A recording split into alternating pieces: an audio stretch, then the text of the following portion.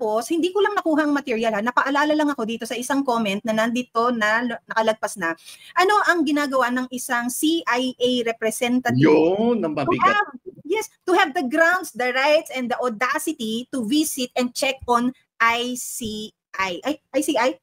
ICI. ICI. Kasi di ba Marlon, ICI plus ICC equals CIA. What is this telling us? Alam mo yung alam mo yung common denominator ng tatlong abbreviation na sila. C. Alam mo kung ano yung C? Corruption and crime. Grabe. And this yung umbrella niyan, ICI, bumisita ang isang CIA. Tapos ICC, bumisita ang Sani Trillanes. Tapos ano ang kamay ng Amerika sa lahat ng nangyayari sa Pilipinas, Marlon? Bakit may CIA? Ano ang kamay ng Amerika sa nagaganap na kaguluhan meron tayo? At anong personalidad nyo? Bakit kailangan yung i-meet yung mga yung mga miyembro ng ICI? At bakit ang ICI kailangan silang harapin? Diba? What has it to do with our economy and theirs?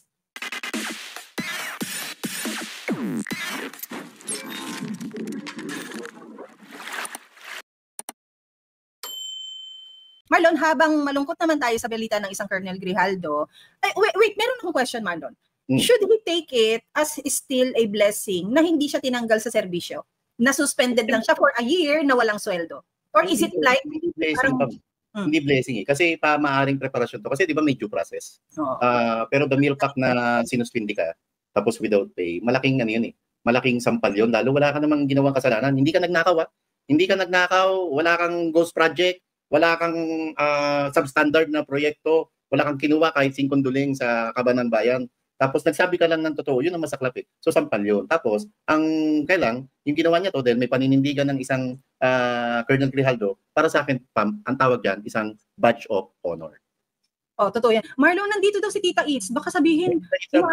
Hello po. Nakabase si Tita Itz sa Canada and i-follow nyo pa yung kanyang soft lunch with. Hindi ka namin makita, Tita Itz. May nagsabi lang na na comment, na wala din yung comment. Well, anyway, sorry na. Sa Toronto, Banatero Show. Alam mo, Marlon, isa rin sa pinakamasaklap na contempt ang nangyari kay kay Colonel Grijaldo. Na nagsabi ka ng totoo, wala kang flood control, wala kang ninakaw, wala kang kinulimbat, wala kang ginurgur, wala kang ginawang mali kundi magsabi ng totoo. And kailan naging mali ang pagsasabi ng totoo? Tapos ilang months siya kinulong. No? Grabe yung pagkakakulong niya. Hindi siya nagpasko pa, ma. Lahat ng okasyon na-miss niya. New Year, Pasko, Holy Week din yata, no? Oo, kasi June na siya. June na siya nakalabas, tama, pati Holy Week pa. Holy Week, doon siya Semana Santa, no? Ang mga deserving na maging ganyan, yung sila Bryce Hernandez, sila Alcantara, sila Diskaya, lahat ng 15, hindi lang si Diskaya. Ang deserving sa ganyan, yung pumirma ng GAA. Sino yung pumirma ng GAA? Di Marcos Jr. O sino yung pinangalanan ng mga testigo? Sino yung pinangalanan ni Arevalo at saka ni Sergeant Gutesa na tumanggap ng pera? At sino yung mga boss nila? Meron Lucas Bersamin, merong Martin Romualdez, meron lalo Saldico, 'di ba? Tapos yung mga kongresista na nakinabang, yung mga kongresista na alam mo 'yun, buong pagmamalaki pa, ginamit nila ng kampanya yung pera ng bayan para lamang makabili ng boto, para makahikayat ng boto. Tapos kinuha ito mula sa pondo na pinirmahan mismo ni Marcos Jr. at ang masaklap ngayon kung kailan may kalamidad at kung kailan may sakuna, may baha, lindol, bagyo, wala na tayong naririnig na ipinamamahagi nilang ayuda. Totoo, no? Yung ayuda, yung gusto ng tao yan, Marlon, pero hindi siya long term eh. Remember yung sentimento ng mga tao nung nakaraang eleksyon na hindi siya long term, yung sila na yung umaayaw. Tatanggapin, sige, natutunga ang marami, tumanggap, pero hindi binoto yung nagbigay, di ba? Tapos naalala mo yung mangingisda na mangyak-ngiyak, na parang ang gusto lang namin makapangisda. Hindi namin kailangan ng ayuda. Dahil yung 5,000 ibinibigay ninyo sa amin, hindi yan pang 1 week. Hindi rin yan sapat para mabigay yung para sa eskwelahan ng mga bata. Di ba yung mga anak nila? Wala. Sila mismo umaayaw na. Grabe, Pam, no? Ang malungkot dito, alam na dapat ang inaasahan na lang ngayon ng taong bayan yung Independent Commission on Infrastructure, yung ICI, di ba? Yung panawagan na isa publiko ito, hanggang ngayon nagmamatigas sila. So yung prinsipyo ng transparency, wala tayong nakikita rito.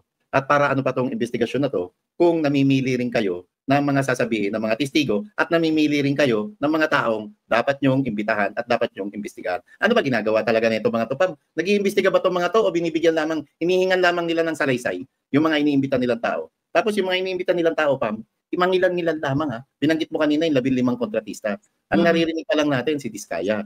Tapos pinipilit nila na si Diskaya mag-tell-all. Anong tell-all? Yung pala, pagkalipas ng ilang araw, yung tell-all na gusto lang sabihin, patungo kay Bongo, Senator Bongo. Asan yung tell-all? Kung mag-tell-all lang Diskaya, na may kontrata rin siya sa Region 1. Di ba? Nauna na sinabi ni Ilocos Sur Governor Chavit Singson na ang mga Diskaya, kausap, kapusta at kinuha rin ng pamilya Marcos para magkaroon ng proyekto sa Region 1. Bakit hindi doon magano? Bakit hindi rin mag-tell-all ang mga Diskaya? At bakit kayo ang nagdidikta sa mga resource person, kayo sa mga akusado kung ano sasabihin nila? Ano to? Gusto nyo maging ala Colonel Grijaldo rin ang mag-asawang Diskaya? Diba? Tapos, nasa na yung 14 na kongresista. Nasa na yung 67 na contractors at nasa na rin yung mga pinangalanan ding mga kongresista ni Sara at Curly Diskaya nung magpahayag sila sa Blue Ribbon Committee sa Senado. Wala nga pinagkaiba ito nung pinasok si Colonel Grijaldo ng isang Benny Abante, ng Dan Fernandez ba yung isa? Doon sa isang kwarto na isinusubo sa kanila ang isang papel na ito ang statement nyo. Kasi ano bang mahihinuhan natin or ano ang panghahawakan natin na hindi naman siya televised. Hindi natin nakikita kung ano ang galaw, kung ano ang salita, ano ang sinasabi, ano ang paraan ng pag-uusap nila sa loob. Wala At kung ano yung paraan ng pagtatanong nila. Yes. At kung yung pagtatanong ngayon, kasi sa pagtatanong sa amin sa media, may tawag doon yung mga pangkanal. Yung mga pangkanal question. Yung itatanong mo pa, yung mga leading question. Di ba? Dahil gusto mo lang mapalabas tong anggulong to, yun lang dapat ang itanong mo. Paano kung yun lang ang naitanong nila? At hindi nakikita ng publiko na yung tanong nila ay lead patungo para mapabango ang pangalan ng administrasyon o mapabango o mapalinis yung pangalan naman ng malalapit sa pamilya Marcos. Tapos yung pagtatanong, yung quality ng pagtatanong na meron si Abante, sila Acop, sila Dan Fernandez, at saka sino pa yung mga nandun. Sa Senate, yung paraan ng pagtatanong ng Raffy Tulfo na yes or no lang. Marlon, behind every yes or no is a longer explanation why you need to say no, why you need to answer yes, di ba? Kaya lang, paano kung sabihin, di ba, yung maganda ka ba? Yes or no? Yes po. Hindi, no, hindi. Yes po kasi sa sarili ko, ang interpretasyon ko po na maganda, dapat may explanation eh. Yung halimbawa, may negosyo ka ba sa DPWH? Yes or no? Kung sinagot mo yes, akusado ka na dahil supplier ka. What if yung portfolio mo ang nag-deliver na magaganda? Kagaya ng argument ng isang Senator Bongo Marlon, no? 'Di ba?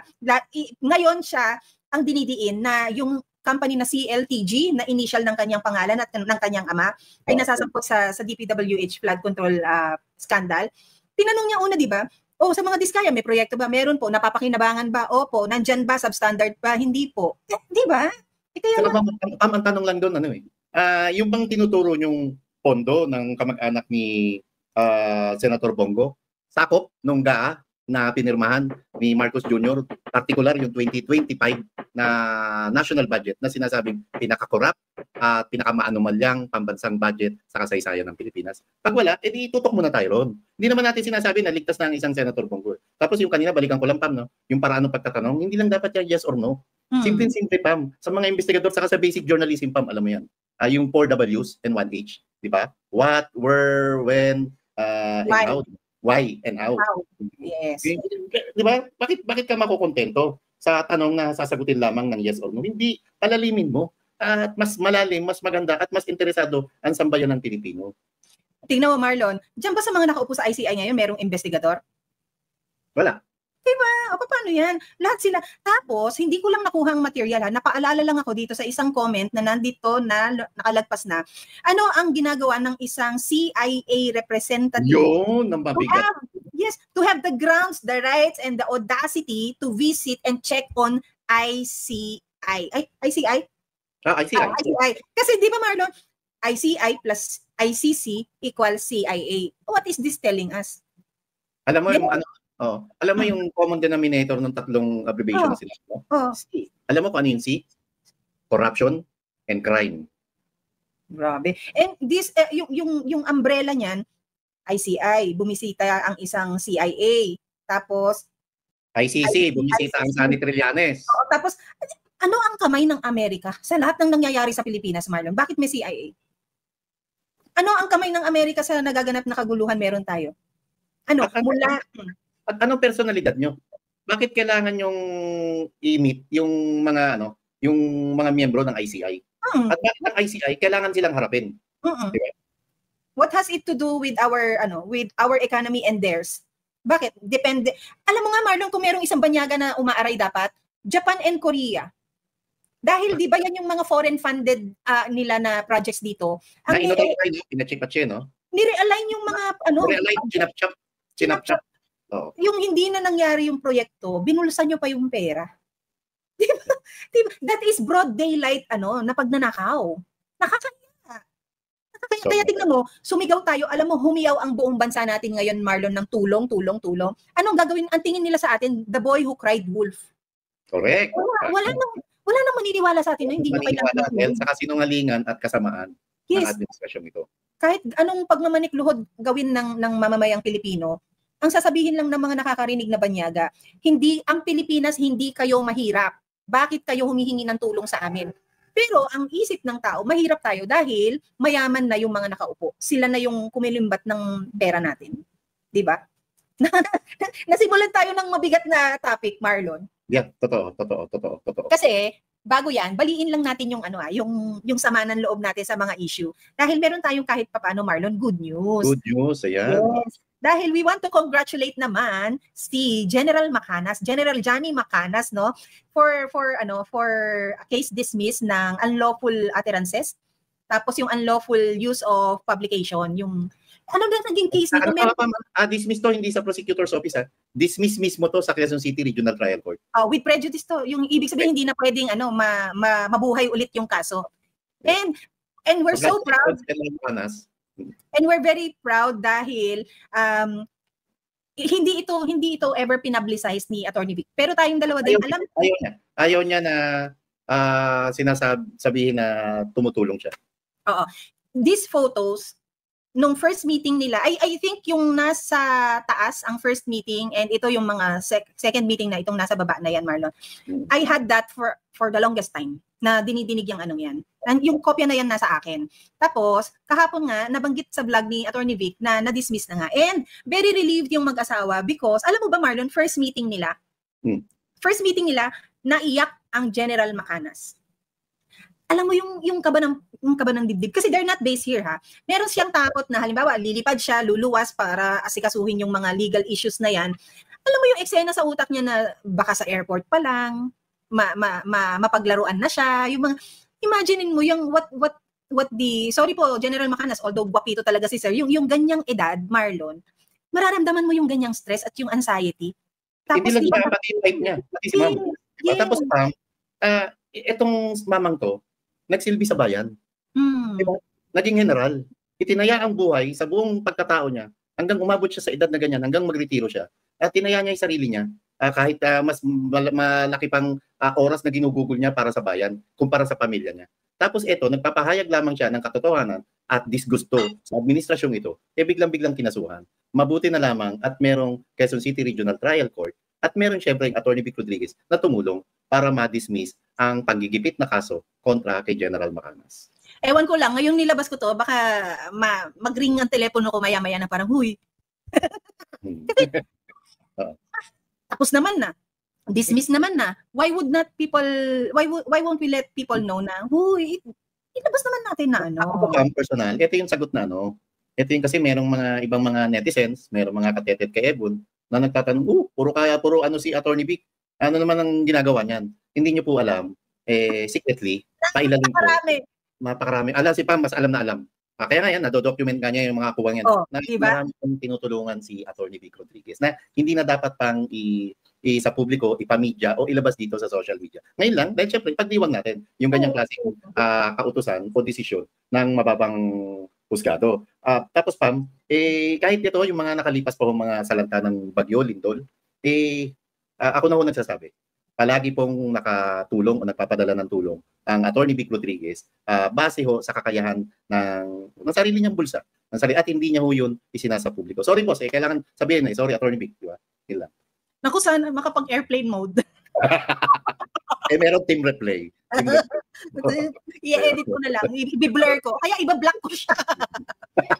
Hindi, siya naman din ang naglabas ng balita, Marlon, na hindi naman tayo nangunguna eh. Pag panahon na para siya ang magsalita, sisigundo lang tayo ng konti na, may pictures ako niyan, siguro para matanggal na sa memory ng telepono ko, ilabas na natin to. Napakaraming naka-archive sa telephone ko, Marlon, ha? To the point na minsan, selfie ko na lang ayaw nang tanggapin kasi memory is full. Kami na, no? May nag-text, yari daw tayo. Sino? Patay tayo dyan. Ay, Ma'am Chappy ka. Ma'am Chappy. Oo. Alam nyo, ang naging inspirasyon namin dito, si Colonel Grijaldo, kailangan magsabi ka ng totoo. Oo. Marlon, sabi ko sa'yo, ang daming naka-archive na photos dito sa cellphone. Oo. Kulang na nga lang, i-delete ko yung mga sarili kong pictures, Marlon eh. Para lang Hoy, pero Marlon, merong tayong archived na dapat ba nating ika-nervyos na mahukay muli? Alito? Hoy. 'Di ba? Meron ba? Kailangan ba tayong mag-alala dyan? Ano mo yung pinash mong yan? Meron tanong ni Poison Ivy. Nandito ba sa comment? Poison Ivy nandiyan. Ayan. On another topic lang po, may update na po ba sa status ng mga cases sa Supreme Court related to Anomalous 2025? Yan. Idoktong natin, tama. Doktong lang natin. Etong lumabas kahapon na en banc decision ay pakibasa mo nga, malabo mata lolo mo. Naku, patay tayo dyan, Marlon. Lakihan lang natin ng konti. Ano bang babasahin kong part? Naku, mga bulag tayo. Basta madaling sabi, ito yung grupo, Marlon, na ang tawag ay tama na. Sila yung tama ba yung term? Sila yung nagpetisyon sa Supreme Court na buhayin muli sana ngayong taon ang naka-archive na impeachment ni Vice President Sara Duterte. Bakit kinakailangan, Marlon, ang tanong ko, bakit kinakailangan na ngayong taon ulit buhayin? At kaya sinabi ko kaninang nakakakaba because the legal term na ginamit ng Senate para dito sa impeachment na to ni VP Sara na alam naman nating lahat unconstitutional, archived lang, hindi nila dinismiss. In-archive lang nila. Ako, Marlon, sinasabi ko, marami akong naka-archive, marami akong naka-folder na hindi ko mabura-bura, pero every time I browse, pwede kong mabalikan. Nasabi ko, parang may picture ako ni Marlon na tumatawa, blah, blah, blah. Balikan ko ngayon. Pwede kong balikan, tapos ipopost ko. So, hindi siya deleted. Hindi rin siya deleted sa deleted folder. Ibig sabihin, anytime I can have access to it. This is the same case as the archived file of VP Sara's impeachment in Senate. Mahirap siyang un-archive, pero it's there. It's there. It still exists. Yung tama na, basahin ko lang pa, ang ibig sabihin ng tama na, taong bayan, ayaw sa Magnanakaw Alliance. Ito tama na? Taong bayan, ayaw sa Magnanakaw Alliance. So, grupo pero yun yung tama na, di ba? Tama na. Ang main convener ay isang Professor David San Juan. Okay. Gusto nila buhayin uli yung impeachment case laban kay Vice President Sara Duterte. Wait. Yung laman ng... Okay, sige. Sorry. Okay. Sorry, para lang din dire-diretso. Yung buhayin it's supposed to be this year. Tama? Na pagbuhay. Wala namang binanggit kung anong kung ngayong taon na to. Wala nang binanggit. Pero ako, ito lang muna yun sa bigat sa emergency room ng hospital, merong tinatawag na triage. Paano ba ang pronunciation nun, Pam? Triage? Triage, di ba? Ibig sabihin, mas una mong na lahat ng mga emergency staff sa hospital na yon, ang uunahin nila pagtutuunan nila ng pansin, yun yung talagang critical na pasyente, di ba? So, kung ikukumpara ko yung kaso ng impeachment complaint sa kabila 13-0 ang tama ba 13-0 ang nakuwang boto para ibasura yung impeachment complaint laban kay Vice President Sara Duterte. Ngayon gusto lang ibabalik ta rin ng en banc decision na yon ng mga maestrado. Pero ang laman doon, Pam, ay magkano? 125 million pesos controversial confidential fund, di ba? Tapos, ano unahin natin? Binanggit yung triage, naghihingalo na yung kaban ng bayan dahil talagang sinalaula. Kaya talagang halinhinang ginahasa, Pam. At saka talagang halinhinang ding ginurgur. Magkano yung trillion pesos? 1.6 trillion pesos ang nilustay na pondo sa kaban ng bayan. So, tanungin natin ngayon ng Supreme Court, ano yung dapat unahin na pagdinig? Sige, hindi natin naawatin yan, yung grupong yan, na dun sa karapatan yan. Maghahain kayo ng petisyon, humiling kayo na dapat buhayin yung impeachment complaint. Pero para sa mga maestrado ng kataas-taasang hukuman, ano ang dapat maging priority? At ano ang dapat unang-unang pagtuunan ng pansin na dapat Abril 1 pa lang o Abril 2 pa lang ay meron ng oral argument patungkol sa manumalyang BICAM report, BICAM anomaly, dapat October na ngayon, magno-November na, wala pa rin kayong ginagawang pagdinig. Ngayon, tingnan natin, ano dapat unahin? Yung 1.6 trillion pesos na budget anomaly o yung 125 million pesos ng confidential funds. O ganun, ibig sabihin ganun lang, di ba? Kung ikukumpara mo ang 125 million, so talagang trillion na pondo, pondo ng sambayan ng Pilipino. Okay, hindi natin sinasabi na so pwede lang lustayin ng 125 million. Hindi po. Dahil yung 125 million na yan, may clearance ng COA yan na maayos siyang ginamit, na maayos siyang ginasta at legal yung pagkakagastos niya. Dahil ito ay budget naman na allocated, maglolobat ako, sorry. Budget naman to na inallocate sa Office of the Vice President na ang Office of the President ang nagbigay at nag-permit, merong permission na ibigay sa opisina ni VP Sara, Marlon. And para ka ma-clear ng COA, alam mo yung tayo, Marlon, no, sa budget and all, parang yung COA ang pinaka-diploma mo para sabi, hi, may clearance ka. Yes, yun siya yung magbibigay sa'yo ng ginhawa na, ang ginawa ko, wala akong kinalikot na pera ng bayang ito. Yun COA. It becomes your diploma na makagraduate ka ng maginhawa na I made it with flying colors. And that's what happened to VP Sara. Doon sa 125 million na yan. Ibalik mo, Marlon, alam ko papunta ka dito. Yung triage na yan. Inuna pa ba yung sa impeachment na yan kaysa dito sa hinahanap ni Poison Ivy na 2025 budget? Nasa last quarter na tayo ng taon. Nasaan na ang natitirang pera? May natitira pa ba? Wala na, malamang ubos na pa, ma. Tapos tanong ko lang, wag lang natin tumbukin yung grupo ng tama na. At saka yung iba pang mga naghahanap para papanagutin ang Vice President Sara Duterte. Doon sa binibintang nila na di umano'y ginastang 125 million pesos na confidential funds sa kabila ng katotohanan na mismong Commission on Audit ang nagpatunay, ang nagsertipika na nagamit ito ng tama, legal at nasa na ayon sa batas. Ano ang motibasyon ng mga grupong ito na pilit lamang hinahanapan ng butas ang Vice President Sara Duterte, samantalang bulag, pipi at bingi kayo para naman hanapin kung saan ba talaga napunta yung 1.6 trillion pesos na pambansang budget ng Pilipinas na sinasabing pinaka-corrupt, pinaka-illegal at pinaka-balasubas na pambansang budget sa kasaysayan ng Pilipinas. Grabe, no? Alam mo, naniniwala ako sa'yo na sinasabi mong baka wala na talagang pera. Kasi to the point, Marlon, na merong sakuna, may earthquake, na halos killer earthquake, bibentahan mo ng 20 pesos na bigas yung mga nasalanta. Diba? Yung ibis na dinodonate mo, binibenta mo, nasa nang ano, yung alam mo dito pumapasok yung saging lang na may puso sa administrasyon na to. Nakakabwisit. Pero Marlon, sorry na nabanggit ko lang yung administrasyon na to. Nanonood ako ng live ni ng live ni Attorney Vic kahapon. Ako rin, galing, oo. Alam mo, Marlon, na-realize, tama siya Iba ang administrasyon sa gobyerno. Government.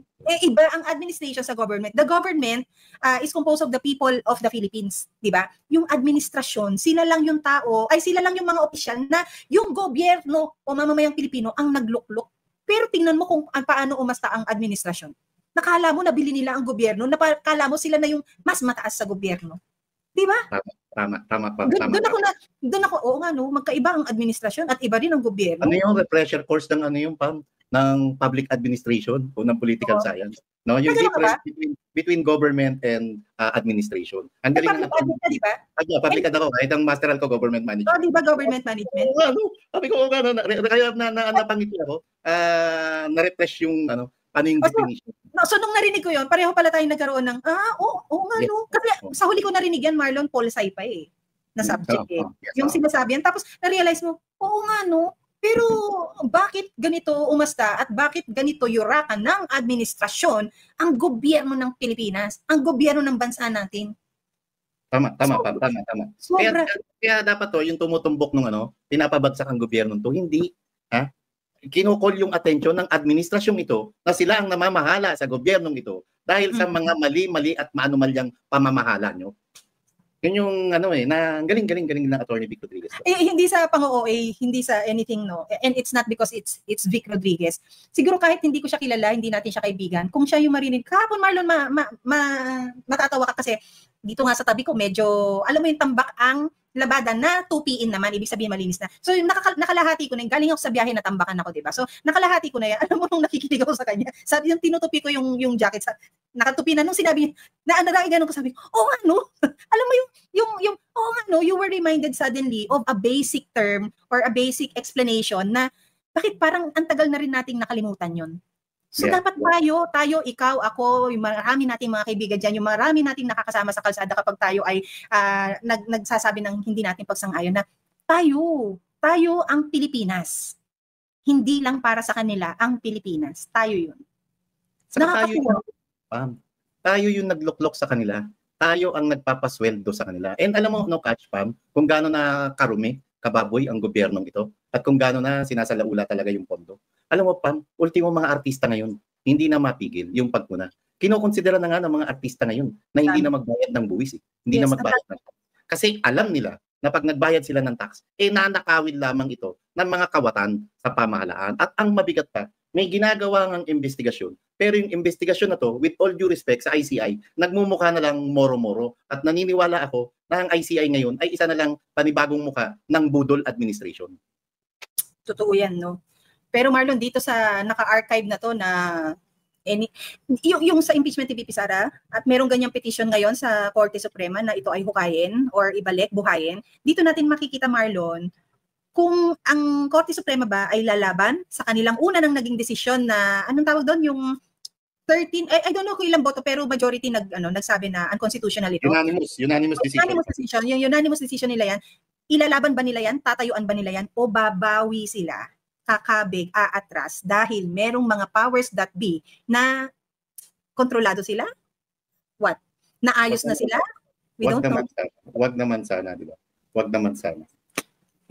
Let's see, pero diyan sa i-share lang natin diyan sa tungkol diyan sa impeachment ni VP Sara. Una nang nagpahayag ang ating kaibigan na si Brian Lim ng PPP Party. Shout out kay Brian Lim sa PPP Party list.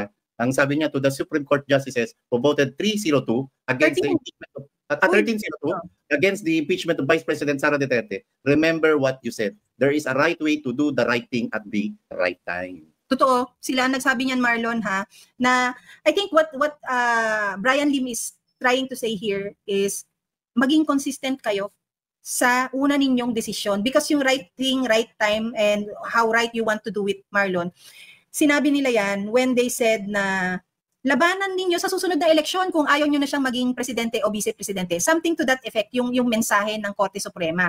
Hindi impeachment, lalo yung impeachment process maling paraan ninyo ginawa. Kasi yan yung pang-apat, Marlon 1 impeachment filing per year. Ilan ang mga nagpasa? 1, 2, 3, 4. Ano ang iniakyat at inacknowledge na yun ang impeachment paper? Yung pang-apat. Wala pa rin sinasabi ang House of Representatives at wala rin tayong naririnig na desisyon, no, Marlon, ano ang nangyari sa unang 3. Diba? Dinismiss ba to, binasura ba to, inacknowledge ba to, and so on and so forth. Wala tayong naririnig na ganun. Pero Marlon, ang pinaka-deserving ma-impeach ay hindi si VP Sara Duterte. Itong isang tao na to na nagpapaalala na ang tatanggap daw o magbibigay ng donasyon mula sa contractors tuwing eleksyon ay may parusang kulong.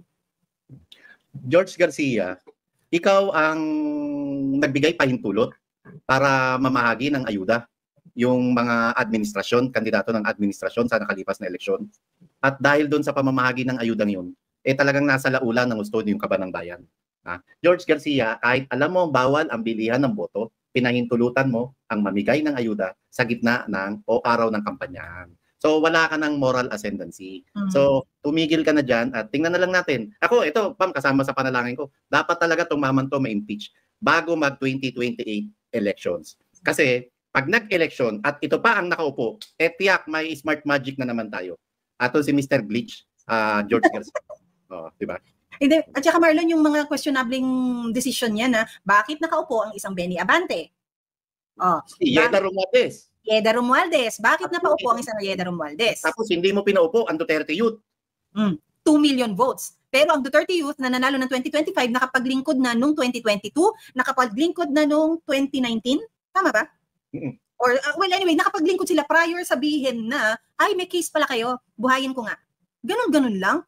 Tapos pinahintulutan mo ang isang Erwin Tulfo na makatakbo bilang senador. Oh, na-questionable ang pangalan ha. Ang mga tao nga Marlon noong 2025, 'di ba? Yung bago ilabas yung final ballot, 'di ba? Nagtataka ano kaya ang pangalang lalabas? Erich o Erwin? 'Di ba? Yeah. Yan totoo lang. Pati nga yung Tulfo hindi natotoo sa kanya eh. Itsura na lang niya yung Tulfo pero on record ibang pangalan mo pero nakaupo na. Naglalabasan uli yung video, no? Na? Kung paano yung bugbugan, kung paano nabugbog yung si kapatid nila Ramon Tulfo, no? Nila Raymar Santiago, no? Kasi nag-umpisa to nung nag-comment siya. Kinoment niya yung parang kinall out niya yung mga kababayan niya sa Davao dahil nagsisigaw ng Duterte nung bumisita ron yung Marcos Jr. Masisisi mo ba? Yun talaga ang mahal ng taong bayan at yun ang gusto ng taong bayan. At kung ganung paraan lang, para makabawi lang kahit konti ang mamamayang Pilipino, wag mo silang awate, wag mo silang pigilin. At hindi kabastusan yun. Dahil ang pinakamalalang kabastusan na nangyayari para sa sambayan ng Pilipino ay ang halayin at gasain ang trilyong pisong pondo ng taong bayan. Grabe, no? Sana hindi na maulit. Malaki ba ang pag-asa natin na sinasabi nila, Marlon, na ang BICAM ngayon will be streamed live or sarsuela na lang din yun? Tingnan natin, pero may pinapalusot pa rin sila yung mga unprogrammed funds, ha? Billion pa rin. Kasi alam mo, Marlon, alam mo bakit? Since nabuking sila sa gawa nila sa 2025 budget, ang insertions, Marlon, wala na sa BICAM level eh. Kaya whatever it is na gagawin nila sa BICAM na televised, wala na dahil ang insertion nasa NEP pa lang. Step 1 pa lang, pinasok na nila kung ano yung mga maanumalyang proyekto na meron sila sa isip nila. Kaya pagdating sa BICAM, kapag nga naman napanood natin, sasabihin natin, wala naman palang sinasabing insertion eh. Kasi nangyari pa lang sa NEP na.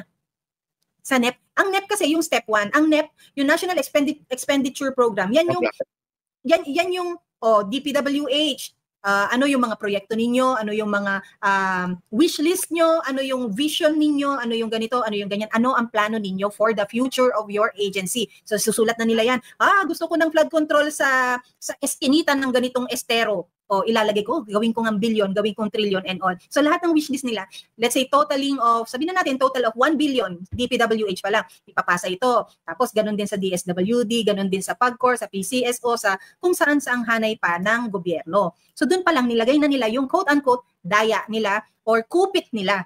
Tapos ngayon, pagdating ng BICAM, hindi na nga naman makikita ng tao na, walang in-insert, walang sinabi, walang hiningi si Zaldico na, gusto ko sa distrito ko, additional na ganito. Wala. Kasi step 1 pa lang, dinagdag na nila. Ganun ho ang nangyari. Ang pinaka dapat sisihin din dyan, yung pinirmahang pondo ni Marcos Jr. mismo bilang Pangulo. Bakit hindi mo sinilip, hindi mo nakita? At wag natin kalimutan yung salitang prudent na masinsinan nilang pinag-aralan yung pambansang budget sa 2025 bago niya pirmahan. Tapos yung pala, may mga naisingit na mga bilyong-bilyong pisong unprogrammed fund. Bakit pinahintulutan mo yan? Ibig sabihin, ikaw mismo, Marcos Jr., maliban sa kasabwat ka, nagpabaya ka bilang presidente ng bansa. At tatandaan natin, katuwang niya sa prudent na pag-aaral ng budget ng 2025 ay isang DBM Secretary, Department of Budget and Management, si Amena Pangandaman. Tatandaan ho natin yan na hindi lang si Marcos Jr. ang marumi. Marami sa paligid niya ang dugyot na nag-contribute ng kalat sa 2025 budget natin. Mismo.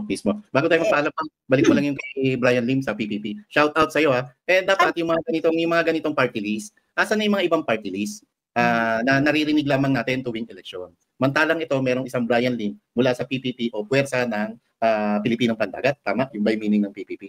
Na hayagan at talagang lantaran kung magbigay ng kanilang opinion, suggestion at kuro-kuro sa mga kaganapang panlipunan.